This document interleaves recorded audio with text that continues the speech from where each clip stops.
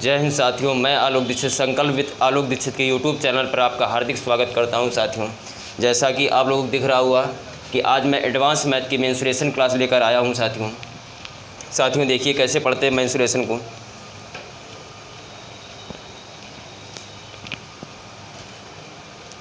साथियों देखिए मेंसुरेशन को साथियों दो भाग में विभाजित करके पढ़ेंगे, 2D और 3D। 2D क्या होता है साथियों? देखिए 2D का मतलब होता है 2 डायमेंशनल, 2 डायमेंशनल। 3D का मतलब क्या होता है साथियों? 3 डायमेंशनल।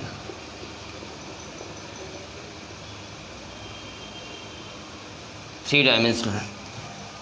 2D क्या होता है? एक ऐसी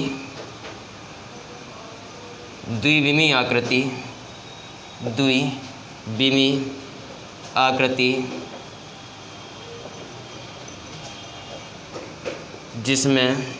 जिसके 2 आयाम हों, 2D कहलाता है। एक ऐसी द्विविमीय आकृति जिसके 2 आयाम हों 2D कहलाता है। 2 आयाम का मतलब साथियों क्या होता है? लंबाई कामा चौड़ाई।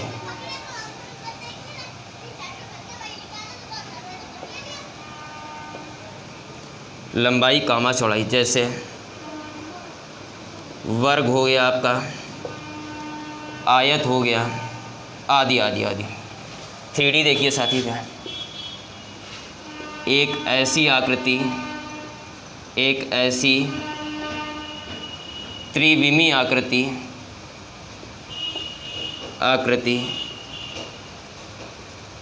जिसके 3 आयाम हों। एक ऐसी त्रिविमीय आकृति जिसके 3 आयाम हों 3D कहलाता है।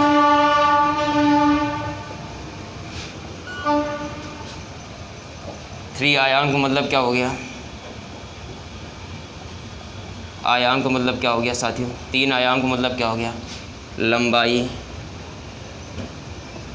चौड़ाई, ऊंचाई। जैसे घन हो गया आपका, घनाभ हो गया, आदि आदि आदि। ये साथियों 2D फिगर क्या होता है? एक ऐसी द्विविमीय आकृति जिसके 2 आयाम हो 2D कहलाता है। 2 आयाम मतलब लंबाई चौड़ाई, जैसे वर्ग हो गया, आयत हो गया, ठीक। 3D क्या होती है? एक ऐसी त्रिविमीय आकृति जिसके 3 आयाम हो 3D कहलाता है। 3 आयाम मतलब हो गया लंबाई हो गई, चौड़ाई हो गई, ऊंचाई हो गई। इसके अंतर्गत आ गया घन हो गया, घनाभ हो गया, आदि आदि शब्द आ जाते हैं। जैसे अगला देखो 2D फिगर आपको पूरा दिखाई देगा।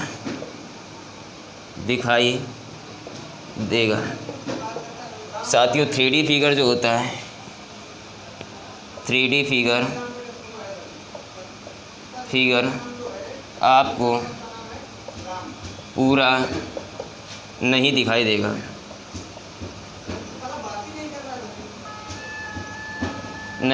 देगा। साथियों मुझे आशा ही नहीं बल्कि पूर्ण विश्वास है कि आपको 2D और 3D में अंतर समझ में आ गया होगा। 2D क्या होता है? एक ऐसी द्विविमीय आकृति जिसके 2 आयाम हो 2D कहलाता है। 2 आयाम मतलब हो गया लंबाई हो गई, चौड़ाई हो गई, जैसे वर्ग हो गया, आयत हो गया। 2D क्या होता है? 2D फिगर आपको पूरा दिखाई देगा। 3D फिगर आपको पूरा नहीं दिखाई देगा। एक ऐसी त्रिविमीय आकृति जिसके 3 आयाम हो 3D कहलाता है। 3 आयाम मतलब हो गया लंबाई, चौड़ाई, ऊंचाई। साथियों मुझे आशा ही नहीं बल्कि पूर्ण विश्वास है कि आपको इतना समझ में आ गया होगा। मैं इरेज करता हूँ इस तरह।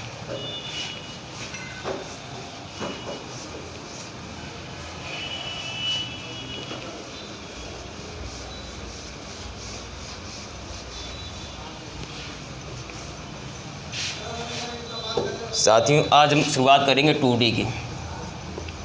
2D की कुछ बेसिक शब्द होते हैं जिससे परिचय करना है आपको। सबसे पहले शब्द मिलेगा परिमाप। परिमाप सभी भुजाओं के योग को परिमाप कहते हैं। परिमाप कहते हैं। सभी भुजाओं के योग को परिमाप कहते हैं साथियों। जैसे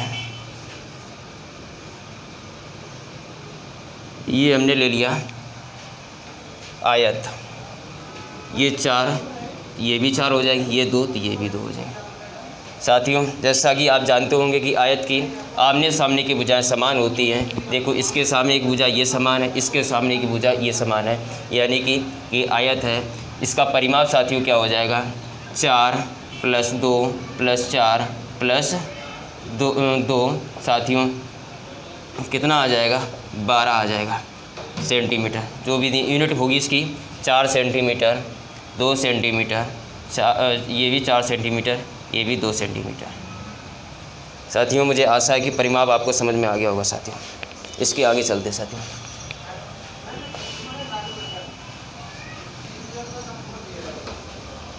साथियों इसके आगे चर्चा करते हैं क्षेत्रफल क्या होता है। क्षेत्रफल, क्षेत्रफल, क्षेत्रफल किसी समतल आकृति से घिरा हुआ क्षेत्रफल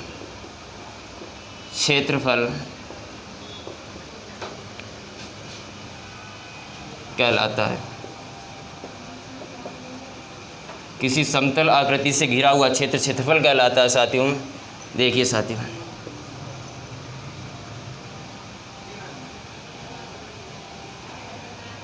जैसा कि आप देख रहे होंगे कि मैं जहाँ पर मार्कर चला रहा हूँ ये इसका क्षेत्रफल है साथियों। ये क्षेत्रफल पर इसके मार्कर चला रहे हैं साथियों। मैं आशा करता हूँ कि आपको क्षेत्रफल समझ में आ गया होगा साथियों। और साथियों एक नोट पॉइंट लिख लेना, क्षेत्रफल सदैव बंद आकृति का ही निकाला जा सकता है। बंद आकृति का ही निकाला जा सकता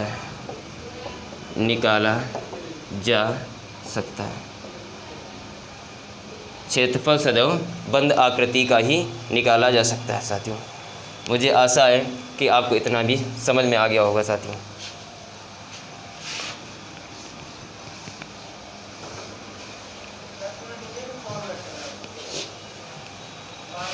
इसके आगे शब्द आता है इसमें 2D में विकर्ण, जिसको आप लोग डायगोनल बोलते हैं साथियों।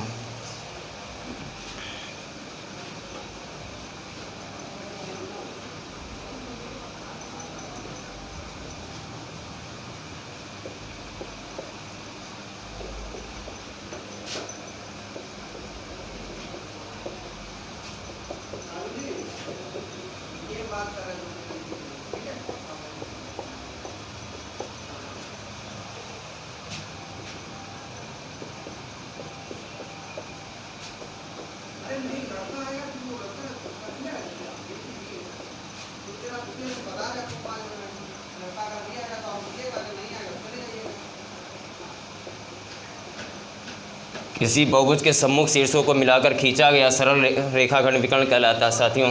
बहुभुज क्या होता है? बहुभुज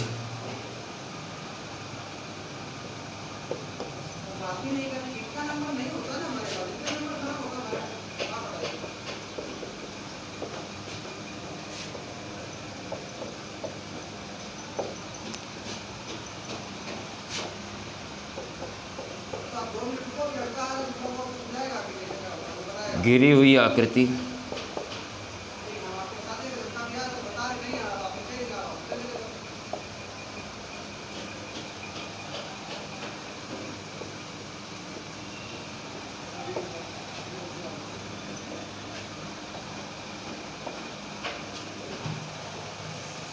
3 या 3 से अधिक भुजाओं से घिरी हुई आकृति बहुभुज कहलाती है साथियों।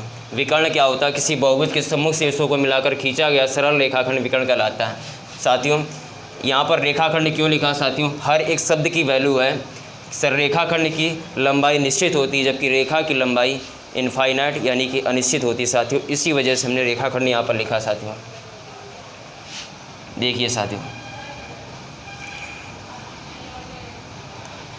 ये आया था साथियों, इसमें हम विकर्ण खींच रहे हैं। इसके सामने का शीर्ष ये हो गया, इसके सम्मुख शीर्ष ये वाला हो गया, यानी कि 2 विकर्ण ही खींचे जा सकते हैं साथियों। विकर्णों की संख्या का फार्मूला होता है, ये तो छोटा नॉर्मल से भुजाएं पता थी तो यहाँ निकाल लिया विकर्ण खींच के साथियों। वहाँ एग्जामिनर जो पूछता है पंचभुज में पूछता है, षटभुज में पूछता है, अष्टभुज में पूछता है साथियों विकर्णों की संख्या कैसे निकालते हैं। n-3/2 जहाँ पर n बराबर भुजाओं की संख्या। देखिए साथियों, जैसे इसमें चार भुजाएं थी, 1 2 3 4, 4 भुजाएं थी। 4 × 4 में 4 - 3/2 यानी कि 4 × 1/2, 2 दूनी 4 यानी कि 2 विकर्ण खींचे जा सकते। यही हमारा आंसर हो जाएगा साथियों। मुझे आशा ही नहीं बल्कि पूर्ण विश्वास है कि आपको समझ में आ गया होगा साथियों।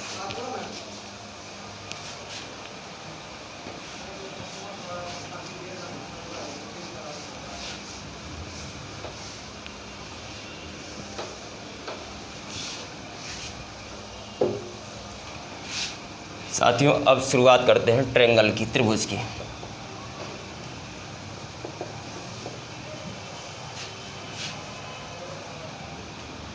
तीन भुजाओं से घिरी हुई आकृति त्रिभुज कहलाती है।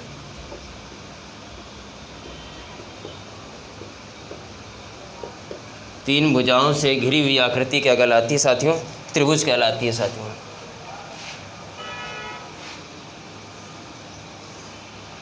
ये साथियों 3 भुजाएं हो गई, 1 2 3 भुजाएं हैं साथियों। देखिए तो साथियों ये इसका शीर्ष है, ये इसका शीर्ष है साथियों, ये इसका शीर्ष है।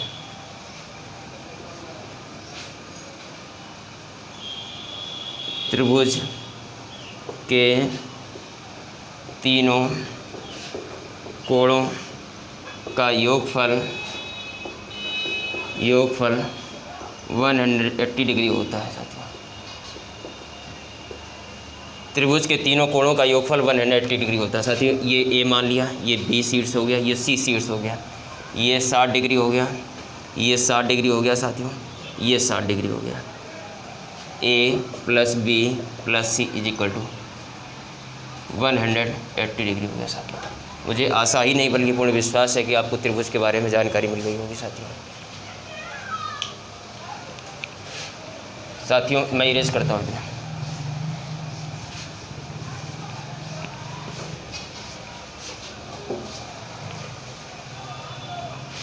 साथियों अगला देखिएगा, पहले नंबर हम पढ़ेंगे विषम बाहु त्रिभुज। विषम बाहु त्रिभुज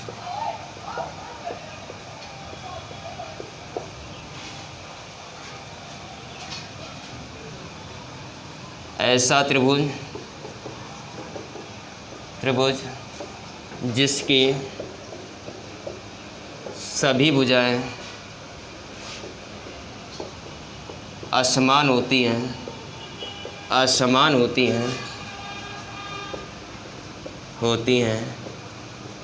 या समान नहीं होती हैं, विषम बाहु त्रिभुज कहलाता है। विषम बाहु त्रिभुज कहलाता है। ऐसा त्रिभुज जिसकी सभी भुजाएं असमान होती या समान नहीं होती विषमबाहु त्रिभुज कहलाता है। साथियों देखिएगा, विषमबाहु त्रिभुज बनाते हैं।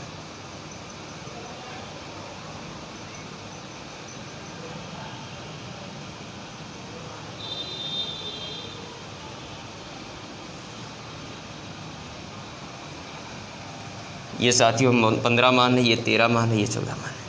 साथियों सबसे पहले बात आती है परिमाप की। परिमाप क्या होता है? परिमाप आप सभी साथियों जानते हैं कि सभी भुजाओं का योग ही परिमाप कहलाता है। 13 + 15 + 14 = 5 5 4 9 5 4 9 3 12 के 2 1 कैरी 1 2 3 4 42 आ जाएगा साथियों। 42 सेंटीमीटर। ये सभी भुजाएं सेंटीमीटर में दी गई साथियों। 14 सेंटीमीटर, 13 सेंटीमीटर। साथियों इसके बाद अर्ध परिमाप आता है। अर्ध परिमाप, इसको साथियों यश से प्रदर्शित करते हैं। a + b + c/2 यानी कि 42/2 यानी कि 21 सेंटीमीटर। ये इसका अर्ध परिमाप आ जाएगा साथियों। इसके आगे देखिए साथियों, त्रिभुज का हेरोन्स फार्मूला क्या होता है साथियों?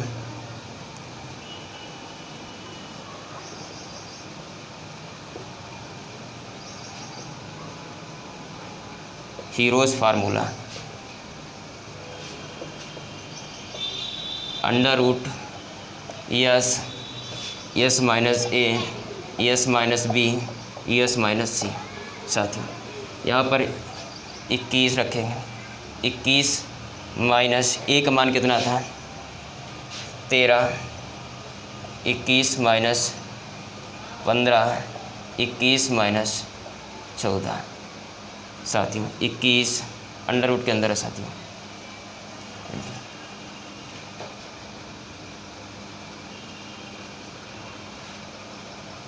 6 7 आ जाएगा साथियों। ये √ के अंदर है। अब इसको साथियों बाहर निकाल लेंगे। इसको 7 × 3 लिख सकते हैं इसको साथियों। इसको 2 × 4 लिख सकते हैं साथियों। इसको 2 × 3 लिख सकते हैं साथियों। इसको 7 ऐसे निकाल लेंगे। ये देखो 7 से 7 बाहर आ जाएगा साथियों। ये 3 से 3 बाहर आ जाएगा साथियों। ये 2 से 2 बाहर आ जाएगा साथियों। ये 4 बाहर आ जाएगा। ये 4 यानी कि 2 बाहर आ जाएगा इससे साथियों।